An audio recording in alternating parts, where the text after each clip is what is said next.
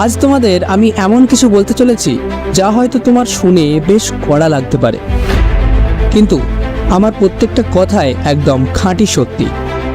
তুমি যখনই দুঃখ পাও তার শুধুমাত্র একটাই কারণ যে তুমি ঠিক যেমনটা চাইছো তেমন করে সবকিছু হচ্ছে না। অর্থাৎ এই জীবন তোমার মতো করে কোনোভাবেই যেন চলছে না। তো এবার আমি যেটা বলবো সেটা মনোযোগ সহকারে শোনো। একবার ভেবে দেখো, তোমার জীবন কি কখনো তোমার সাথে এরকম কোনো এগ্রিমেন্টস করেছে যে সে তোমার মতো করেই চলবে? তোমার জীবন কখনো কি এই কমিটমেন্ট করেছে যে সে তোমার হিসাবেই চলবে? দেখো ভাই, জীবনটা তোমার। এ জীবনে যত চাহিদা তোমার, এ জীবনে যত স্বপ্ন তোমার, তাহলে এই জীবনকে পরিচালনা করার দায়িত্বটাও তোমারই।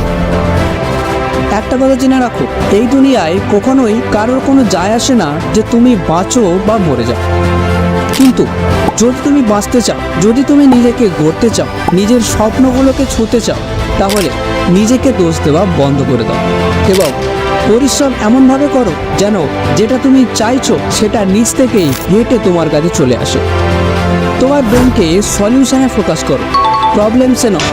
শুধু বসে বসে এটা ভেবে গেলেই হবে না যে এটা হচ্ছে না ওটা হচ্ছে না। দেখো, যদি তোমার কান্না লাগে তবে কান্না করে নাও, নিজের মনকে হালকা করে নাও।